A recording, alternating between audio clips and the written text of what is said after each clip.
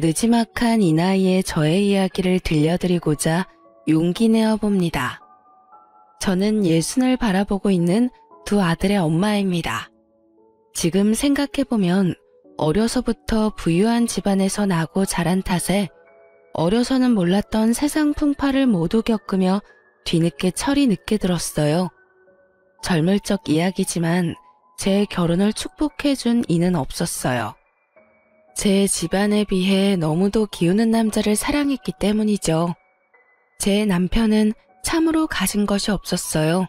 그렇기에 제 집안에서는 반대가 무척 심했답니다. 하지만 어린 나이에 제 마음보다 중요한 게 뭐 있겠어요. 사랑이 전부라 여긴 저는 집안을 등지면서까지 남편을 택했어요. 우리 부부는 결혼 후 정말 열심히도 살아냈어요. 예나 지금이나 가난은 정말 산 지옥이나 다름없으니까요. 가진 것 없이 자식들을 키워내야 하니 내 생이 오늘이 마지막인 것처럼 여기며 매일을 살았어요. 그 고생을 하며 살아와 이제 좀 편해질만 하니 제 나이 50에 남편이 암 진단을 받았고 투병 2년 만에 세상을 떠났네요. 그 일을 떠나보낸 슬픔은 잊을 길이 없었지만 자식들이 성인이 된 후라 사는 것에 대해 힘든 건 없었어요. 단 하나 마음에 걸리는 게 있다면 아들들이 결혼 정년기가 다 되도록 아직 가정을 이루지 않았다는 것 정도였죠. 너희 장가갈 생각이 전혀 없는 건 아니지? 내 속 그만 태우고 얼른 장가 좀 가라, 응? 엄마도 참 장가를 혼자 가나? 나나 영훈아 짝이 있어야 가지. 너희는 그 나이 되도록 여자친구도 없어? 엄마, 원래 여자친구는 돈과 같아. 있다가도 없고 없다가도 있는 게 말이야. 그치 형? 어련히 잘할 거라는 걸 알면서도 결혼은 또 다른 문제라는 생각에 시간이 흐를수록 제 걱정은 쌓여갔어요. 그런데 너무 섣부르게 제가 앞서 나갔다는 걸 나중에야 느꼈어요. 붉은 실로 이어진 자기만의 짝이 있다고들 하잖아요. 정말 그렇기라도 한 건지 아들 둘 다 비슷한 시기에 좋은 짝을 만나 속전속결로 장가를 가더군요. 그 후로는 세상의 근심이 모두 사라졌어요. 말로 다 표현 못했지만 장가도 못 가고 노총각으로 늙을까봐 내가 얼마나 걱정했는지 몰라. 그런데 단번에 며느리가 둘이나 생기다니 너무 기뻐서 아직도 믿기지 않아.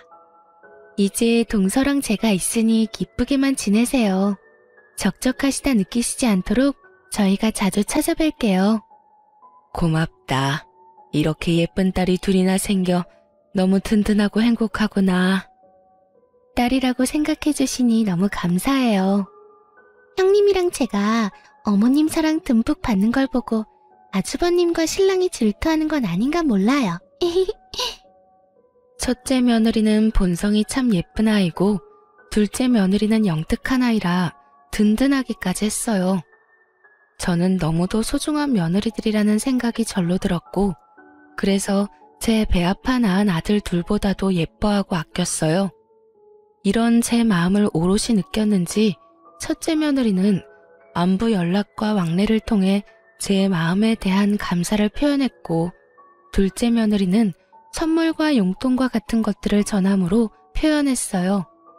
첫째 며느리는 연년생에 손주를 낳아 전업주부로 지냈고 둘째 며느리는 간호사로 큰 병원에 근무를 했거든요.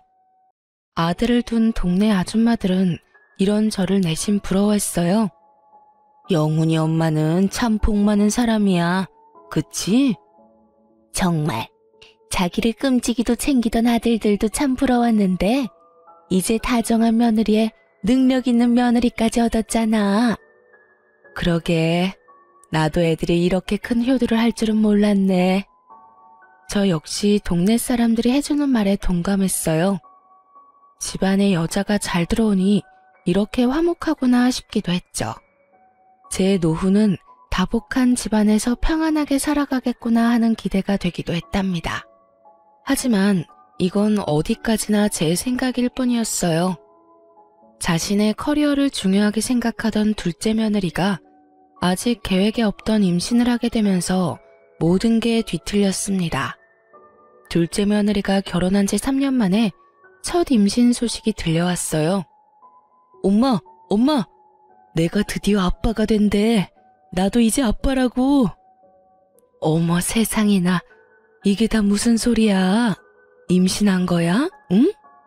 아이고 잘했다 잘했어. 둘째 아들이 30이 훌쩍 넘었던 때라 임신 소식이 제겐 얼마나 벅찼는지 모릅니다. 둘째 며느리도 어린 나이는 아니었던 터라 건강관리에 집중하며 최대한 조심하길 바랬어요. 하지만 둘째 며느리는 이전처럼 일을 하겠다 고집을 피우더군요. 임신 초기는 특히나 조심해야 하는 시기란다. 알고 있지? 네, 어머님. 너무 염려 마세요. 제 일이 간호사인걸요. 그래. 그래도 일은 이제 쉬는 게 어떠니? 큰 병원에서 근무하느라 많이 고되잖니. 무리해서 좋을 건 없으니 말이야. 그건 제가 알아서 할게요. 저는 임신 핑계로 제 커리어를 망치고 싶진 않아요. 벌써부터 경력 단절의 길로 가고 싶지 않거든요. 정 그렇다면 초기인 시기에만 잠깐이라도 휴식기를 가지는 걸 고려해보면 어떻겠니? 이 핑계 저 핑계를 대면서 빠지게 되면 저로 인해 피해볼 동료들은 어쩌고요. 복귀할 때 제게 얼마나 눈치를 주겠어요? 저 그런 거 정말 싫어요. 제가 힘들다고 느끼면 그때 제가 알아서 결단 내릴게요. 그런 것까지 관여하지는 말아주세요. 말려도 봤지만 너무도 완강해 쉽지 않았어요. 결국 며느리는 이전처럼 일을 나갔어요. 저는 그런 둘째 며느리와 아이가 걱정되어 집에서라도 편히 쉴 수 있도록 해줘야겠더라고요. 그래서 둘째 며느리 모르게 아들에게 당부했어요. 아들, 네가 새아가 힘들지 않도록 잘해야 한다. 밖에서 진을 빼고 오니까 되도록 네가 집안일에 신경 써. 내 둘째 며느리 고생시키지 말라 이 말이야. 알겠지? 엄마, 조금 서운하다. 나도 엄마 아들이거든. 어휴, 내 귀한 아들인 걸 누가 몰라. 임신 초기엔 호르몬 변화 때문에 가만히만 있어도 힘들어. 그런데 일까지 한다고 하니 오죽하겠니? 너도 힘들겠지만 그래도 눈 딱 감고 무조건 잘 챙겨줘. 여자는 임신했을 때의 기억이 평생 가는 거야. 알겠어. 그래야 아내도 편하고 엄마도 편하다는데 내가 못할 것도 없지. 저는 둘째 며느리가 혹여나 제 연락에 스트레스를 받을까봐 안부 연락도 줄일 정도로 무척이나 신경 썼어요. 매주마다 직접 창거리를 만들어 아들에게 보낼 정도로요. 그런데 둘째 며느리가 임신 4개월 차에 막 접어들 무렵 억장이 무너지는 소식을 접하고 말았습니다. 바로 둘째 며느리의 유산 소식이었어요. 엄마, 아이가 유산됐대. 실은 엄마가 더 불안해할까봐 말은 안 했지만 저번 주에 복통이랑 피비침이 있어서 병원에 다녀왔었어. 그런데 결국엔 이렇게 되고 말았어요. 아이고, 어쩜 좋아? 새아가는 좀 어때? 괜찮니? 다행히 씩씩하게 잘 있어. 일 쉬면서 며칠 몸 관리하기로 했으니까 걱정 마. 엄마가 많이 고대했는데 어쩌지? 지금 그게 뭐가 중요하니? 내 아들과 며느리가 얼마나 상심이 클까? 아휴, 가여운 것. 어쩜 좋니? 너무 안타까웠고 또 둘째 며느리가 힘들어할 걸 알기에 마음이 무거웠어요. 유산도 출산과 다를 것 없이 몸조리를 해야 한다고 하더라고요. 그래서 제가 직접 건강에 좋은 음식을 이틀에 걸쳐 준비했어요. 그렇게 양손 가득 챙겨 둘째네 집으로 찾아갔죠. 그런데 아무리 배를 눌러도 인기척이 들리지 않는 거예요. 저는 혹여 둘째 며느리가 상심이 커 우울감에 빠져 있는 건 아닌가 하는 불안감이 엄습했어요. 그래서 아들에게 연락해 상황을 설명하고 도어락 번호를 넘겨받았죠. 급히 현관을 열고 들어갔는데 이 무슨 일인가요? 집에서 쉬고 있어야 할 둘째 며느리가 보이지 않는 겁니다. 놀란 마음에 둘째 며느리에게 연락했더니 정말 황당한 소리를 하더군요. 얘, 너 지금 어디니? 네? 저 병원 출근 중인데 왜 그러세요? 휴가 중에 출근은 무슨 출근이야. 아직 그렇게 무리하면 안 되는 건 모르니? 당장 집으로 돌아오렴. 어서. 집에만 있으니 답답해서 그냥 휴가 반납했어요. 어머님, 걱정 끼쳐 죄송해요. 저 이제 괜찮아요. 신경 쓰지 않으셔도 돼요. 저 다 회복됐어요. 그래도 잘 쉬어야 하는데. 네 걱정에 반찬 이것저것 싸왔으니 끼니라도 잘 챙기렴. 며느리는 너무 대수롭지 않아 보였어요. 그래서 처음에는 기분이 영 좋지 않더라고요. 그런데 대화를 곱씹어 보니 착잡한 마음에 집에서 쉬는 것도 마다하고 일을 하려고 하는 건 아닌가 하는 생각이 들어 더욱 걱정이 밀려왔어요. 그 뒤로 둘째 며느리가 무리해서 건강이라도 나빠질까봐 보약까지 지어서 보냈을 정도로 정성을 쏟았어요. 첫째 며느리까지 저를 도와 둘째 며느리를 챙겼고요. 그런데 딱 2달 후 둘째 아들이 씩씩거리며 집에 찾아와서 분노를 쏟아내는 게 아니겠어요? 간만에 왔는데 기분이 영 안 좋아 보이네? 무슨 안 좋은 일이 있어? 엄마, 나 아무래도 결혼을 잘못한 것 같아. 정말 화가 나 미치겠어. 너 설마 부부싸움하고 뛰쳐나온 거야? 내가 못 살아. 워낙 둘째네가 둘 다 고집이 있는 편이라 저는 의견 충돌이 좀 있었나 보다 생각했어요. 부부싸움이라는 게 맞춰가기 위한 과정이라 생각하는 저는 둘째 며느리를 홀로 두고 뛰쳐나왔을 아들의 태도에 속이 터져서 한 소리를 했어요. 원래 부부싸움은 칼로 물베기라고들 한다지만 지금 네 태도는 예의가 없는 거야. 아무리 부부라도 지켜줘야 할 부분이 있는 거라고. 화가 조금 가라앉거든 돌아가서 대화로 잘 풀어봐. 아, 엄마. 지금 이 문제는 대화로 해결할 게 아니라니까. 대화로 해결 안 될 문제가 어디 있니? 부부 사이에는 먼저 사과하는 쪽이 이기는 거야. 그러니 너무 네 생각만 고집하지 말고 잘 조율을 해야지. 아들은 제 말에 깊은 한숨을 몰아쉬더니 자신이 집까지 뛰쳐나올 만큼 화가 난 이유에 대해 털어놓았어요. 저는 아들의 이야기를 듣고는 정말 큰 충격에 휩싸였습니다. 엄마, 2달 전에 아내가 유산했다고 했던 거 기억나지? 그때부터 지금껏 엄마가 엄청 챙겨주잖아. 그럼 그걸 어떻게 잊니? 지금 생각해도 가엾고 마음이 애잔한걸. 유산 아니래. 유산이 아니라 자기 발목을 잡는 것 같아서 나한테 한마디 상의도 없이 애를 지운 거였대. 그러니까 엄마도 더는 내 아내 가엾게 여기지도 말고 챙겨주지도 마요. 이게 다 무슨 말이야? 유산이 아니라니. 애를 지웠다니. 아침에 잠결에 우연히 아내가 처제랑 통화하는 내용을 들었어. 그런데 애 지운 걸 나한테 무조건 비밀로 해야 한다고 당부하더라고. 그 말을 듣는데 심장이 벌렁거려서 잠이 다 깨더라. 사실 확인하고 왜 그랬냐고 물었더니 하는 말이 자기 일에 방해가 되는 존재라서 지웠대. 우리한테 이걸 말하면 노발대발을 할 게 뻔하니까 유산됐다 거짓말로 둘러댄 거고. 그뿐인 줄 알아? 우리 담당이가 자기랑 친하니까 부탁까지 해놨다더라. 나까지 제대로 속일 생각으로 유산됐다고 말해달라고 했대. 저는 아들의 말을 듣고는 둘째네 집에 쫓아갔어요. 이 사악한 것을 봐줄 수는 없겠더라고요.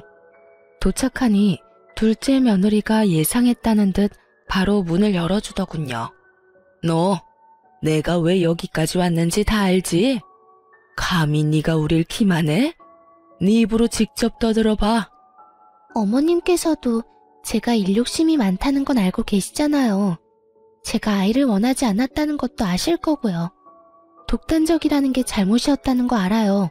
하지만 제가 미리 알렸다면 저를 말리셨을 거잖아요. 그래서 지금 네가 잘했다는 거냐? 네 의견이 가장 중요한 건 맞지만 이건 너만의 문제는 아니야. 그런데 어떻게 이 중대한 일을 멋대로 결정하고 행할 수 있어? 그것도 남편인 내 아들에게 숨기면서까지. 지금처럼 이러실 것 뻔한데 저라고 뭐 방법이 있어요? 유산이라고 둘러댄 제 마음은 편했겠냐고요. 저는 형님처럼 구질구질하게 살기는 싫어요, 어머님. 자식이 우선이라고 내 삶을 내려놓고 희생하는 건 바보 같은 짓이죠. 저는 제 자신이 그리고 제 일이 가장 먼저예요. 애를 유산했든 지웠든 제게도 큰 상처라는 걸 모르세요? 이날 저는 며느리에게 큰 실망을 했어요. 그리고 절대 있을 수 없는 일이라고 엄포를 놓았죠. 네가 상처를 받지 않았다는 말이 아니잖아. 내게는 나중에 내 아들을 통해 알릴 수 있다고 치자. 하지만 애 아빠와는 의논하고 신중하게 결정한 후 행동했어야지. 이번 일은 절대 용납할 수 없다는 걸 명심해. 네, 죄송해요. 저는 이날 이후로 둘째 며느리에게 손주는 바라지도 않았어요. 제 둘째 아들은 여전히 자녀를 원하는 마음이 있었지만 더는 둘째 며느리에게 이세 계획에 관한 이야기는 하지 않았고요. 그런데 그로부터 1년 후 둘째 며느리는 또 임신하게 되었어요. 저는 이 또한 청천벽력과도 같았어요. 또다시 새 생명을 내쳐버리면 어쩌나 하는 노파심까지 들었거든요. 그래서 처음 이 소식을 들었을 때 축하하기를 망설였어요. 첫째 며느리에게 전화해 어쩌면 좋냐며 불안함을 표현하기까지 할 정도였죠. 둘째 임신 소식 너도 들었니? 네, 어머님. 안 그래도 좀 전에 동서랑 통화했는걸요. 별 말은 없고? 나는 불안해서 아직 연락도 못하고 이러고 있지 않니? 아, 어머님께서 낙심이 크셨었죠. 이번은 다를 거예요. 동서도 기뻐하는 것 같았는걸요. 첫째 며느리의 말을 듣고서야 둘째 며느리를 만나 이야기를 들어볼 용기가 생겼어요. 임신 축하한다, 아가. 저기, 내가 온 진심을 다해 축복해줘도 되는 게 맞니? 그럼요, 어머님. 임신했다는 사실이 너무도 가슴 벅차요. 1년 전 그 순간들이 큰 후회로 남았어요. 이 아이만큼은 제가 어떻게든 지킬 거예요. 잘 생각했다. 너무 다행이야. 그렇게 생각해줘서 고맙구나, 정말. 저는 둘째 며느리를 얼싸안으며 오롯이 기쁨을 표현했어요. 둘째 며느리는 제게 말한 것처럼 임신 기간 동안 먹는 것 하나까지 관리하며 아이를 맞이할 준비를 해나갔어요. 물론 만삭 전까지 일을 쉬지 않고 쭉 해나갔지만 저는 그것까진 말릴 생각은 없었어요. 일이 중요한 아이라는 걸 이제는 너무 잘 알았으니까요. 그렇게 서로를 이해하며 지내는 동안 시간은 훌쩍 흘러 순탄하게 아이를 출산할 수 있었어요. 둘째 며느리는 육아휴직까지 내고 육아에 전념했죠. 그 모습이 당연한 것임에도 어찌나 대견스럽던지 제가 두 팔 걷어붙이고 나서서 육아를 자주 도와줬어요. 그땐 어렵게 얻은 손주라고 생각하니 더 귀하게만 느껴졌어요. 첫째 며느리가 내색하지 않았지만 서운해할지도 모르겠다는 생각이 들 정도로 둘째네에게 많은 공을 들였어요. 며느리는 아이가 9개월쯤 되었을 무렵 육아휴직이 끝나 복귀하여 다시 일하기 시작했어요. 그때부터는 제가 정말 육아를 도맡아 했다고 표현할 정도로 아이를 제가 돌보았죠. 사돈댁도 며느리만큼이나 일욕심이 많은 분이라 활발하게 경제활동을 하고 계셨기에 저 말고는 아이를 챙겨줄 리가 딱히 없기도 했거든요. 며느리나 아들이 그 어린애를 기관에 맡기는 것도 불안해했고요. 그런데 막내 손주가 돌이 막 지났을 때 제 건강이 급격하게 안 좋아졌어요. 원래도 골다공증과 고지혈증 같은 나이가 들면 자연히 생기는 여러 질병을 앓고 있던 터라 전적으로 육아를 하는 것이 제게 큰 무리가 되었던 것 같았어요. 그래서 고심 끝에 저는 둘째 부부에게 요양을 하러 다녀오겠다며 털어놓았죠. 내가 원래도 부실한 편이었잖니. 나이도 나이고 여기에 육아까지 돕겠다며 나섰더니 짧은 시간 동안 건강이 많이 나빠졌어. 그래서 1, 2년 정도 고향에 가서 좀 쉬고 올까 한다. 네? 이렇게 갑작스럽게요? 그럼 저희는 당장 아이를 어떻게 해요? 미안하게 됐구나. 몇 년 내려가 요양하고 와서 다시 도울 거니까 그때까지만 너희가 좀 고생해 주렴. 둘째 부부는 제 말에 난감한 표정을 지었어요. 아니, 정확히는 둘째 며느리가 곤란하다고 말하고 싶은 표정이었죠. 엄마, 요양을 해야 할 정도로 몸이 안 좋은 거야? 고향에 이제 다른 식구도 없는데 혼자 내려가서 괜찮겠어? 너희가 걱정할 정도는 아니야. 좋은 공기 마시고 좋은 음식 먹으면서 관리하면 좀 더 활력도 생기고 좋을 것 같아서 다녀온다는 거야. 솔직히 어머님께서 암 같은 병도 아닌데 고향까지 내려가 요양을 할 필요는 없지 않나요? 그리고 애 봐줄 사람이 없어지면 저는 일을 어떻게 하라고요? 복귀하자마자 지금 일을 다시 멈춰야 한다는 소리잖아요. 저는 제 일이 그런 식으로 꼬이는 건 원치 않아요. 당신 엄마한테 그게 무슨 말이야. 우리 엄마가 무조건 우리 애를 봐줄 의무가 있는 것도 아니잖아. 다른 것도 아니고 건강 때문인데 우리만 생각하는 건 잘못된 거지, 응? 당신이 당장 육아휴직 쓰고 우리 애 챙길 거 아니잖아. 결국 엄마라는 이유로 내가 피해를 봐야 하는데 이런 말을 안 하게 생겼어? 둘째 며느리는 제 건강 회복은 안중에도 없었어요. 아니, 제가 저를 챙기려는 게 마음에 들지 않았던 거죠. 자신의 부모에게는 도움을 청해볼 생각조차 하지 않으면서 저더러는 무책임하다는 말까지 하며 잡아두려 하더군요. 당장은 앞날이 캄캄하다고 느껴져서 내게 서운할 수 있어. 하지만 내가 안 온다는 게 아니잖니. 언제든 건강이 좋아졌다고 느끼면 올라올 거야. 그러니 너그러운 마음으로 받아들여 주렴. 어머님, 이건 너그럽고 그렇지 않고가 중요한 건 아니죠. 어머님께서 줄곧 아이를 봐주면서 양육 패턴도 다 생겼는데 이제 와서 어머님 쉬어야 하니 못 도와주겠다고 하는 건 못된 거 아닌가요? 뭐? 예, 내 애 아니고 너희 부부의 아이야. 나는 여태껏 내 손주니까 챙겼던 것 뿐이잖니. 자식은 부모가 키우는 거지 남이 키워주는 게 아니야. 그런 식으로 말씀하시는 건 정말 무책임한 거죠. 이날 처음으로 괜히 둘째 부부를 도와왔던 걸 후회했어요. 원래라면 아이가 기관에 적응한 후에 귀향하려 했지만 둘째 며느리의 말에 서운함이 들어 앞당겨 내려갔어요.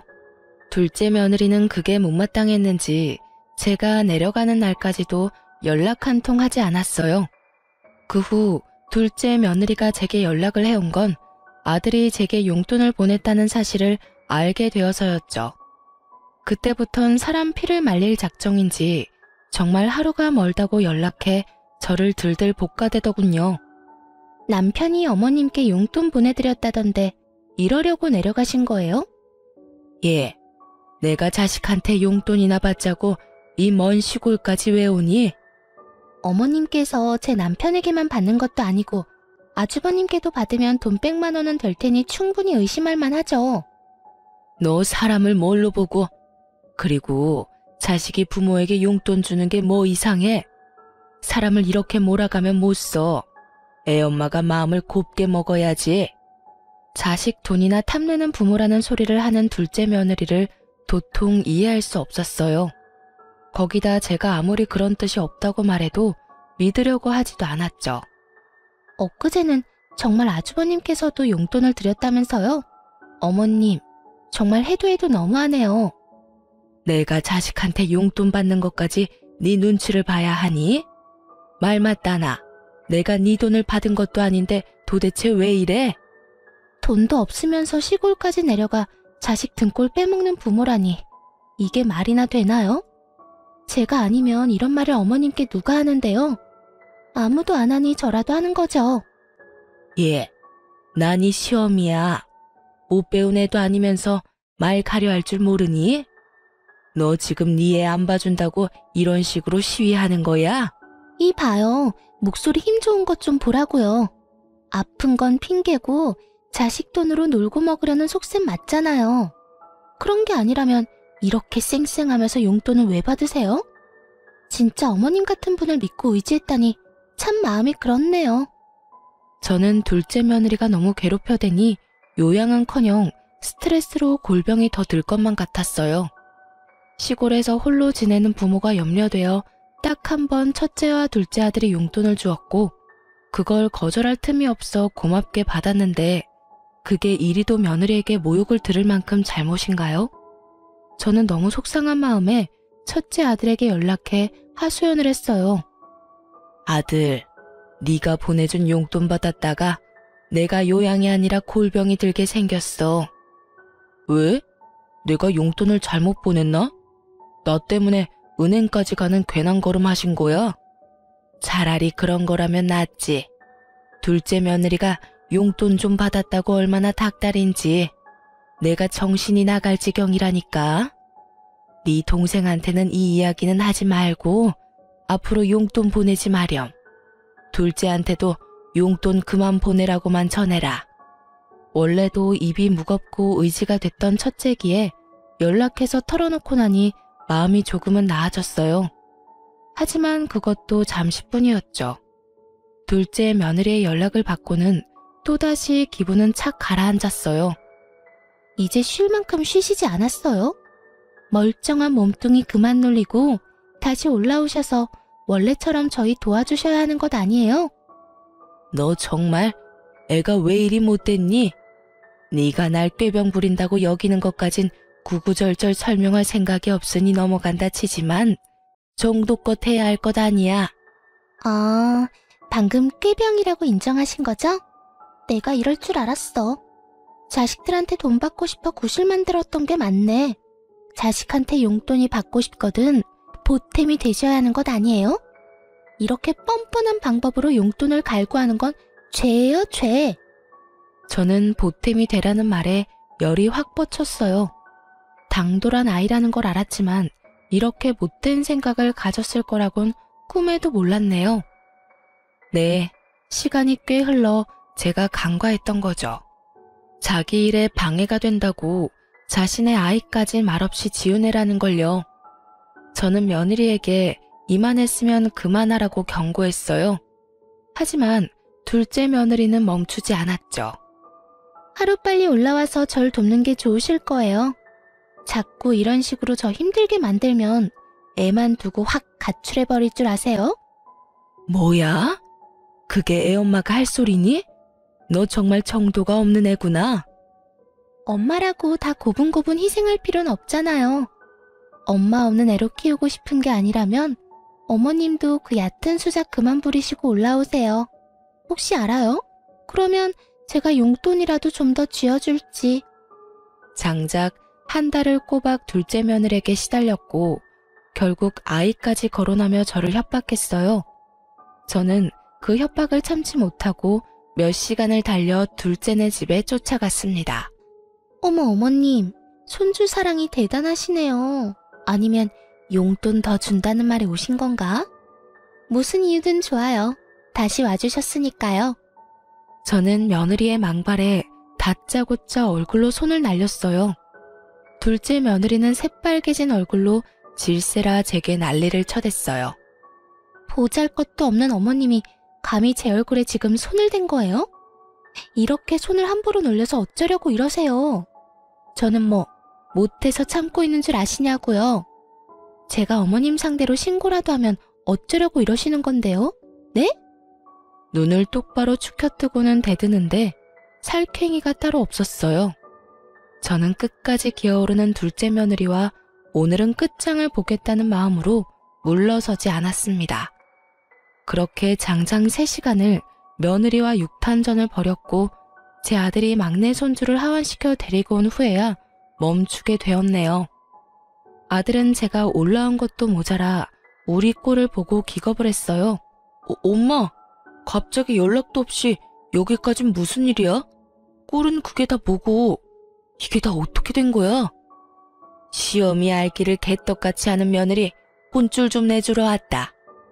엄마, 알아듣게 말을 해줘야 이해를 하지. 당신 엄마한테 무슨 잘못 저질렀어? 네 아내가 손주 안 봐주고 기왕했다고 어찌나 사람을 들들 볶은 줄 아니? 그뿐이야. 네가 준 용돈 받았다고 사람을 못된 사람 취급하는데 내가 참을 수가 있어야지. 앞으론 너희 일과 나는 별개다. 그런 줄 알아? 저는 자초지종 설명도 없이 무턱대고 둘째네 집을 나와 시골로 내려갔어요.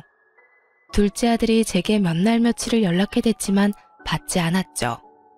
제가 전화라도 받으면 둘째에게 그간 며느리에게 당한 일을 다 쏟아낼까 봐요. 그렇게 지낸 지 일주일쯤 지났을까요? 둘째 아들에게 다시 연락이 왔고 제 기분이 차분해진 후라 전화를 받았어요. 그런데 그 일주일 사이 첫째가 둘째에게 저와 나눴던 대화를 털어놓았는지 며느리가 그렇게 행동한 줄 미처 몰랐다며 살피지 못해 미안하다는 겁니다.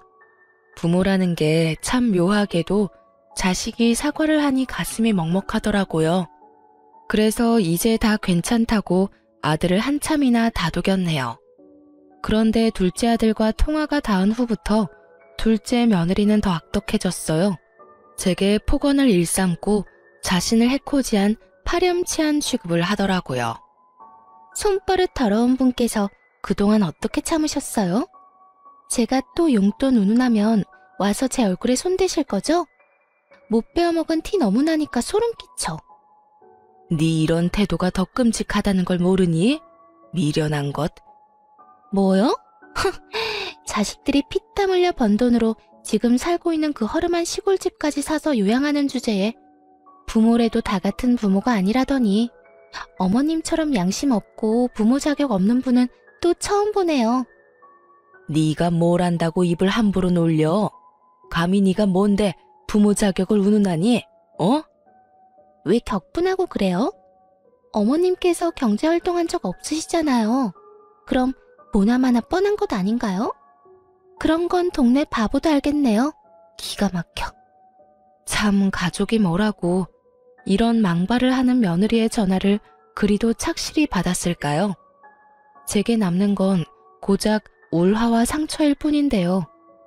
저는 더는 이런 며느리의 장단에 맞춰주지 않겠다 다짐했어요. 아니, 둘째 며느리의 되바라진 태도를 제대로 짓밟아주겠다 마음먹었죠. 그래서 며느리와의 통화가 끝나자마자 둘째에게 곧장 연락했어요. 아들, 내가 문자로 주소 하나 보낼 거야. 쉬는 날 꼭 며느리 데리고 내려오렴. 알겠지? 나흘 뒤 아들은 제 말대로 자기 가족들을 데리고 내려왔어요. 도착해 차에서 내린 둘째 며느리는 풍경을 보고는 기함했어요. 둘째 부부의 눈앞에 펼쳐진 광경은 넓은 앞마당이 있는 300평대의 초호화 단독 주택이었습니다. 네, 바로 제가 지내고 있던 고향 시골집이었어요. 며느리는 놀란 채 말까지 더듬으며 물었어요. 이곳은 도대체 어디예요? 여보, 설명 좀 해봐요. 글쎄, 나도 지금 좀 당황스러워서. 저는 아이들이 도착한 걸 알면서도 조금 늦게 맞이하러 나갔고 큰 단독주택에서 제가 현관을 열고 나오는 걸 보고 둘째 아들과 며느리의 입이 떡 벌어졌어요. 엄마, 이 집은 다 뭐야? 어머님께서 왜 저 집에서 나오세요? 설마 자식들 용돈 주는 걸로 이 호화스러운 집에서 월세로 지내는 거예요? 정말 노망이라도 나셨어요? 저는 명확한 근거도 없이 떠들고 있는 둘째 며느리의 면상에 손에 들고 있던 서류를 집어 던졌습니다. 아들이 서류를 주워 살필 때 곁눈질로 보던 며느리는 어떻게 된 거냐며 더 언성을 높여 물었어요. 이게 도대체 어떻게 된 거예요? 어떻게 어머님께 이런 어마어마한 집이 있을 수 있어요? 뭔가 잘못된 거 아니에요? 네? 난 이런 집 한 채 가지고 있으면 안 되니? 왜? 내 자식들 앞으로 대출 받아서 사기라도 했을까 봐? 뭐요? 내가 이럴 줄 알았어. 이 한심한 인간아. 갑자기 인상을 팍 쓰더니 제 아들의 멱살을 잡았어요. 아들들이 대출을 받아줬다고 바로 확신하고 말이에요. 제가 있든 없든 며느리는 이미 그건 상관이 없는 듯 했어요. 눈이 뒤집혀서는 제 아들에게 노발대발해댔어요. 당신의 형제가 여자들 피를 말린다는 거 아니? 너네만 부모 있어? 누구는 부모한테 못해서 안 하는 줄 아냐고. 방 한 칸 딸린 작은 집도 아니고 이 무시무시한 집을 사려고 대출까지 받는 게 말이나 되냐고, 이 정신 나간 놈아. 저도 그 꼴을 보고 분노가 치밀어 참지 못하고 며느리의 얼굴을 밀치며 고성을 쳤습니다. 어디 시어미 앞에서 남편 멱살을 잡아? 정신 나간 건 내 자식이 아니라 너야, 이 멍청한 거사. 도대체 시어미 알기를 어떻게 알기에 이따위 행동을 아무렇지 않게 하는 거냐? 응? 저요? 어머님을 쥐뿔도 없는 분으로 알죠. 경제활동도 제대로 안 하시던 분이 무슨 수로 이 큰 집을 사느냔 말이에요.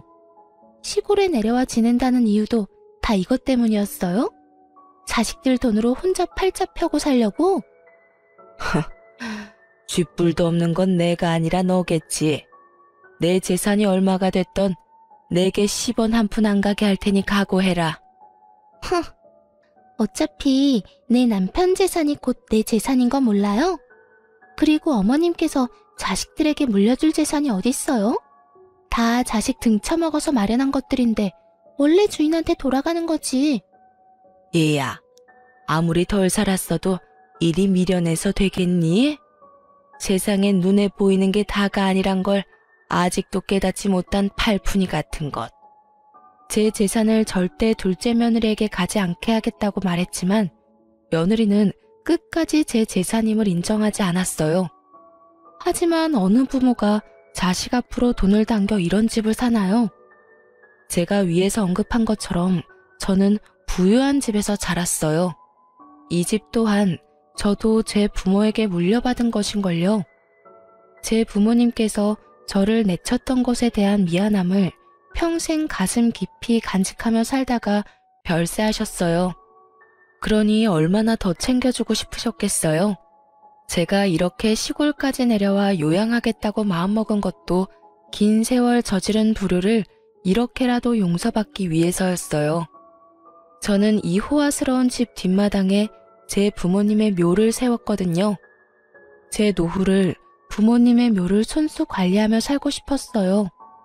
물론 건강이 나아지면 상경에 제 자식을 챙기겠지만 한 달에 한 번은 내려와 제 부모님의 묘를 관리할 계획이었고요. 하지만 이런 제 사정과 뜻을 알리 없는 둘째 며느리는 이 집이 제 명의의 집이라는 걸 끝까지 믿으려 하지 않았어요. 제 말처럼 자식들의 도움이 아니라면 이 집은 어떻게 마련하신 건데요? 이 종이 쪼가리에 불과한 서류를 어떻게 믿느냐고요? 내가 왜 그런 짓까지 해야 하니? 고작 너 하나를 속이자고. 어머님 자존심을 지키기 위해서겠죠. 그래서 돈 내고 대여해놓고 자기 집인 것처럼 하는 거잖아요. 서류까지 위조해가면서 이런 일 벌인 거 죄예요, 죄. 당신 정말 엄마한테 무슨 말을 하는 거야? 우리 엄마 그런 못된 분 아니야. 그만해. 너 참 재미있는 상상까지 하는구나. 무슨 근거로 위조라고 표현하는지 나는 모르겠구나. 끝까지 자존심 부리겠다 이거죠? 좋아요. 어머님 사기죄로 고소당할 준비나 하세요. 이런 무서운 일까지 저지르고 좋게 넘어갈 줄 아셨어요? 올라오라고 말할 때 얌전히 와서 손주 양육이나 하면서 지냈으면 좋았잖아요. 양육하기 싫어 수작 부리다 콩밥까지 먹게 생겼으니 어떡해요? 말하는 꼴이 아주 되바라져서는 신고해 볼 테면 해봐 어디. 네가 바라는 대로 되는지 한번 보자꾸나. 엄마까지 왜 이래? 며느리가 이렇게 끝까지 큰 소리를 칠 수 있었던 이유는 아마도 아들도 이 집에 대한 존재를 몰랐기 때문이겠죠. 며느리는 이날 돌아가서 정말 저를 신고했습니다. 물론 이 일로 제가 스트레스를 많이 받기도 했지만 결과적으로는 제 땅이라는 것만 제대로 증명된 채 며느리가 바라던 모습은 안타깝게도 전혀 없이 흐지부지 끝이 났죠. 그런데 이 일을 계기로 둘째 며느리가 저를 대하는 태도가 바뀌었어요. 어머님, 제가 큰 실례를 범했었죠. 저 지금 정말 많이 반성하고 있어요. 앞으로는 어머님 말씀만 믿으며 지낼게요. 얘가 왜 이래? 원래 하던 대로 하렴. 이미 네 본 모습을 다 알았는데 이런다고 뭐가 바뀌니? 아이, 어머님, 말씀을 왜 그렇게 하세요? 제 본 모습이라니요. 그땐 제가 미쳤었던 거예요. 일과 육아에 치이다 보니 정신이 어떻게 됐던 것 같아요. 제가 그동안 쏟아낸 망언은 뭘 몰라서 했던 거니 마음에 담아두지 마셔요. 제가 앞으로는 정말 잘할게요. 그렇게 내숭 부릴 것 없다. 네가 뭘 하든 네가 하는 거라면 난 다 필요 없으니. 제게 굽신거린다는 표현이 꼭 맞을 정도로 굴었어요. 제가 아무리 딱딱하게 말하고 받아주지 않아도 둘째 며느리는 짜증 섞인 목소리 한 번을 안 냈죠. 뿐만 아니라 제 요양까지 돕겠다며 말하는데 기가 찼습니다. 어머님, 이참에 제가 요양을 도와드릴까요? 제가 간호사니까 어머님께도 큰 도움이 되지 않겠어요? 어머님 마음만 풀리신다면 제가 지금 하는 일도 그만두고 당장 어머님 계신 곳으로 내려갈게요. 진심이에요. 너 정말 네가 날 챙긴다는 핑계로 내려와 있으면 내 아들과 손주는 어떻게 지내라는 거니? 제가 아이를 데리고 내려가야죠. 아이도 할머니와 함께 지내는 걸 좋아할 거예요.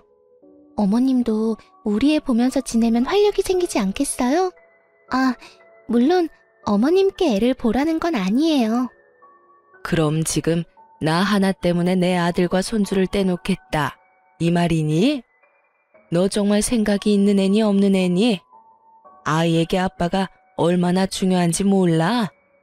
며느리의 말에 저는 속에서 천불이 났어요. 그 손주 하나를 보기 위해 제 아들이 입은 상처의 크기가 어떠하며 제가 어찌나 귀하게 챙겼던 아이인가요. 그런 아이를 떼놓을 생각까지 한다뇨. 그런데 더 화가 났던 건 제 말의 요지를 파악하지 못하는 아둔함이었어요. 아니, 제 말을 이해할 생각도 하지 않았다는 게 맞는 거겠죠.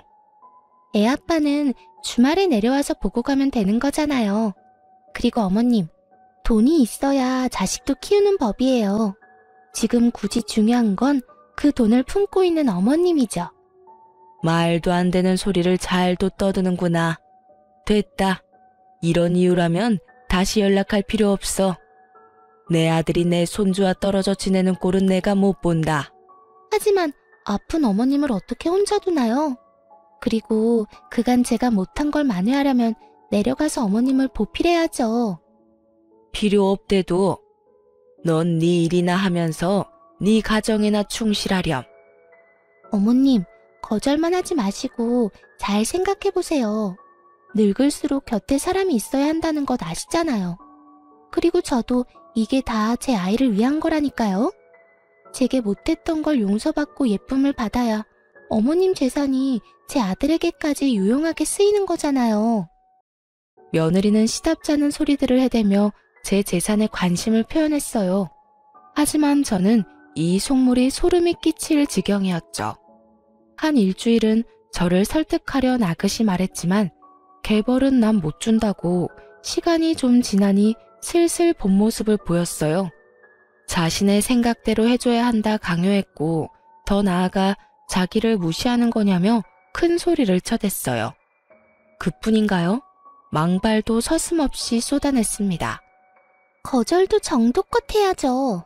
돈 좀 있다고 이렇게 사람 무시해도 되는 거예요? 저요, 어머님 며느리예요. 가족이라고요. 제가 일까지 포기한다고 했으면 좀 속는 셈 치고 넘어가 줄 순 없나요?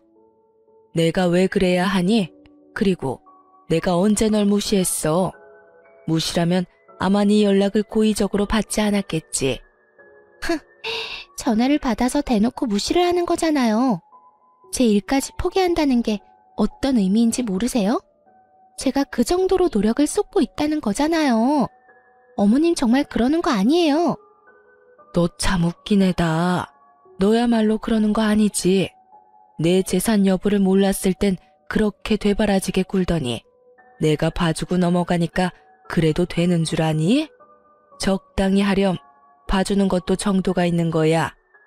내가 다른 사람은 몰라도 네 도움은 받을 일 없을 거니 그런 줄 알렴.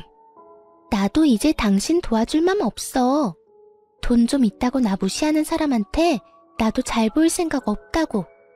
빨리 이 세상 떴으면 싶은 마음뿐이거든. 어차피 내 남편한테 재산 넘어가면 그 돈이 다 나한테 오는 거잖아. 그러니 내 재산이나 다를 바가 없다고. 당신 마음대로 재산 분할을 하는 게 될 줄 알아? 내가 무슨 수를 써서라도 당신이 빨리 세상 뜨게 만들 거야. 알아? 이 통화 이후에도 둘째 며느리는 저를 저주하는 듯한 내용이 가득 담긴 문자들을 수도 없이 보냈어요. 돈에 눈이 뒤집혀 제 죽음까지 운운하는 며느리를 더는 좋게 넘어갈 수 없었죠. 그 주 주말 저는 온 식구를 다 불렀습니다. 둘째 부부까지도요. 둘째 며느리는 자신의 말에 제가 겁이라도 먹은 줄 아는지 기고만장한 표정까지 하고 있더군요. 아무것도 모르는 첫째 며느리는 간만에 절 만난다며 손수해온 제철 음식들을 양손 가득 챙겨왔고요. 그런데 둘째 며느리가 이런 첫째 며느리에게 버르장머리 없이 또 입을 나불댔어요. 형님은 멍청하고 눈치가 없네요. 지금이 어떤 자리인 줄 알고 이런 냄새나는 음식을 챙겨와요? 이래서 집에만 있는 여자들은 안 된다니까. 동서, 무슨 말이 그래. 오랜만에 어머님 뵙는 거라 좀 챙겨왔을 뿐인데 내가 동서한테 그런 말을 들을 필요는 없지 않아? 제 말은 오늘 이 자리가 모여서 밥이나 먹자고 마련한 자리가 아니라는 뜻이에요. 그런 걸 파악도 못하고 온 형님이 미련해 보이잖아요. 둘의 대화를 듣다 못한 제가 둘째 며느리에게 한 소리 하려던 순간 집에 손님이 찾아왔어요. 바로 부모님의 재산을 관리해 주셨던 변호사였죠. 저는 자식들을 전부 거실로 불러 모은 후 제 재산 상속에 관한 얘기를 모두 털어놓았어요. 그리고 곧 변호사의 말이 끝나자 둘째 며느리는 발칵 뒤집혔습니다. 둘째 아드님께는 추가 조항이 하나 더 있으십니다. 네? 제게요? 어떤 조항 말씀이시죠? 둘째 아드님께서 이 모든 재산을 상속받기 위해서는 현 아내분인 서진주님과 이혼을 하셔야 합니다. 이게 무슨 말이야? 이혼이라뇨. 어머님, 정말 끝까지 제게 이러실 거예요? 네? 제가 미쳤다고 이혼을 해요? 제가 왜요, 왜? 둘째네 이혼을 거론하자 온 가족이 놀란 눈치였어요. 둘째 며느리도 절대 이혼을 할 수 없다 난리쳤죠. 저는 제 핸드폰에 녹음되어 있는 파일 하나를 재생했어요. 그리고 곧 둘째 며느리의 목소리가 거실 가득 울려 퍼졌습니다. 제 죽음을 고대한다는 둘째 며느리의 망언이 말이에요. 그리고 전 며느리가 제게 보냈던 문자들을 전부 공개했어요. 그뿐일까요? 아들과 함께 둘째 며느리가 처음 집에 내려왔던 날 저희가 나눈 대화가 담긴 CCTV 영상까지도 전부 보여주었어요. 이 모든 사실을 가족들에게 낱낱이 밝히고 나서야 둘째 며느리는 사색이 된 얼굴로 힘없이 바닥에 주저앉았습니다. 아들들은 둘째 며느리에게 사람도 아니라며 분노했어요. 온 식구가 둘째 며느리의 만행과 욕심을 알게 되자 둘째 아들은 재산 때문이 아니라 자신과 저를 위해 이혼하겠다고 나섰어요. 당신이 뒤에서까지 어떻게 이래? 우리 엄마한테 이런 몹쓸 말을 쏟아낼 수 있냐고. 여보, 이건 모함이야. 처음부터 내가 그런 식으로 굴었던 건 아니라고. 날 좀 믿어줘. 내 말 좀 먼저 들어봐. 네가 하는 말을 내가 어떻게 믿어? 이렇게 증거들이 다 있는데 내가 무슨 수로 네 말을 믿어? 우린 이제 끝이야. 이혼이라고. 아들은 그 길로 이혼 소송을 걸었어요. 변호사를 통해 며느리에게는 내 아들 재산을 한 푼도 넘어가지 않도록 부탁했고 양육권도 넘어가지 않도록 힘을 써달라고 말했어요. 둘째 며느리는 양육권을 가지고 끝까지 물고 늘어졌어요. 하지만 이미 제 휴대폰에는 아이보다 돈이 우선이라는 며느리의 무수히 많은 말들이 담겨 있잖아요. 결국 자신의 말이 자기의 발목을 잡았고 양육권도 아들이 넘겨받게 되었습니다. 이혼당한 며느리는 양육권까지 빼앗긴 뒤에야 자신에게 남은 게 하나도 없다고 느낀 건지 아들에게 애원하기 시작했어요. 나 재산 한 푼 없어도 돼. 돈 다 당신이 가져. 홧김에 한 몇 마디 말 때문에 양육권까지 빼앗기고 나 이렇게 모든 걸 다 잃고 떠날 수는 없어. 우리 이혼 엎으면 안 될까? 내가 정말 지금부터라도 잘할게. 응? 난 당신 같은 아내 필요 없어. 이제 와서 후회하는 척 이렇게 질척대지 마. 여보 제발 이렇게 허무하게 날 내치지 말아줘. 아들은 전 며느리의 애원을 끝까지 들어주지 않았어요. 그러니 제게 찾아와 무릎까지 꿇고는 싹싹 빌더군요. 어머님, 제가 다 잘못했어요. 저 이렇게는 못 끝내요. 남편의 재산은 하나도 탐내지 않을게요. 그러니 저 좀 다시 받아주세요. 저 이렇게 이혼 못해요. 이런 결말이라 유감이구나. 하지만 나는 널 더는 가족으로 여기며 살고 싶지 않아. 지금이라도 네 본 모습을 우리 가족이 알고 널 떨쳐낸 것이 무척이나 다행스럽다고 생각하니까 말이야. 어머님, 제발요. 앞으로는 정말 고분고분한 며느리로 어머님과 남편의 생각이 곧 제 생각이라 여기며 살게요. 일을 하지 말라시면 일도 안 하고 주부로 최선을 다하며 지낼게요. 그러니 제발 저 좀 받아주세요. 전 며느리가 아무리 제게 매달려도 저는 굽히지 않았어요. 왜냐면 며느리가 이렇게까지 하는 것도 다 제 아들의 경제력 때문이라는 걸 저는 아니까요. 그 후에도 꽤 긴 시간 저희에게 찾아와 자길 받아달라 청했어요. 하지만 저나 아들이나 둘 다 거들떠도 보지 않았습니다. 손주가 어리니 면접 교섭일에 아들이 직접 아이를 보여주곤 했는데 그때마다 많은 핑계를 대며 매달렸어요.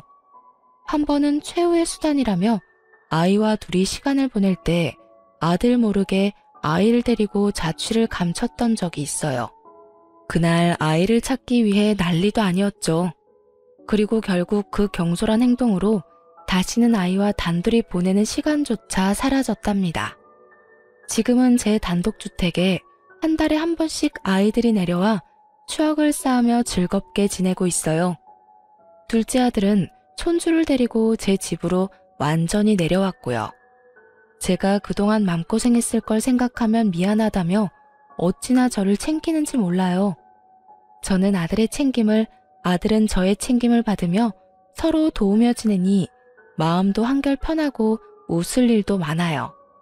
그렇기에 지금의 제 전원 생활은 너무도 만족스럽네요. 집에 아이가 있으면 분위기부터가 다르잖아요. 제 막내 손주가 저의 행복이랍니다. 아이가 엄마의 빈자리를 느끼지 않았으면 해서 열심히 노력 중이며 아이에게 이런 제 마음이 닿길 바래요. 엄마의 역할이 얼마나 중요한지 잘 알기에 요망한 며느리라도 아이에게 최선을 다할 준비가 된다면 언제고 용서할 준비는 되어 있어요. 물론 제 가족으로 다시 받아들일 순 없지만 아이의 엄마로서는 인정할 수 있게 되겠죠. 부디 이혼당한 둘째 며느리가 혼자가 된 삶을 통해 소중함에도 우선순위가 있고 그걸 지키기 위해 어떤 마음과 노력이 필요한지 깊이 깨닫는 날이 오길 바라봅니다. 제 사연을 들어주신 시청자분께 감사의 말씀 전하며 이만 마칩니다. 감사합니다.